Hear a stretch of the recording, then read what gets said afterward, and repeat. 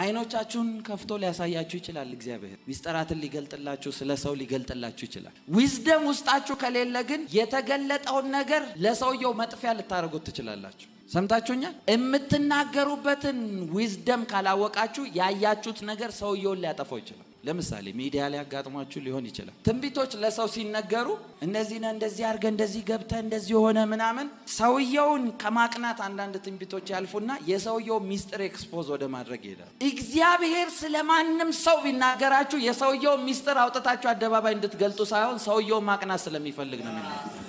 ምንድነው መነሻው ነው። ስለዚህ አንድ ሰው አይኑ ሲከፈት ፓወር ነው የሰጠው እግዚአብሔር። የሚጠቀምበት ዊዝደም ከሌለው ግን ያጠፋል።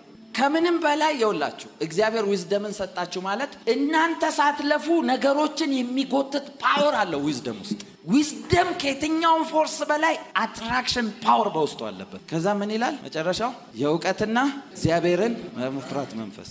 እግዚአብሔርን መፍራት ወደ እውቀት ይመራል እንደሚል ታውቃላችሁ መጽሐፍ ቅዱስ።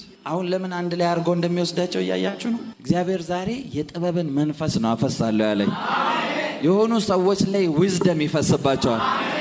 ስሙኝ በደንብ። እግዚአብሔር የጥበብን መንፈስ ካፈሰሰባችሁ እናንተ ተራ ልሁን ብትሉ ራሱ መሆን አትችሉ። ለምን ካላችሁ የፈሰሰባችሁ ዊዝደም ነገስታትን ነው የሚፈልገው። የነገስታት ክብር ይላል የተሰወረን ነገር መመርመር ነው ይላል።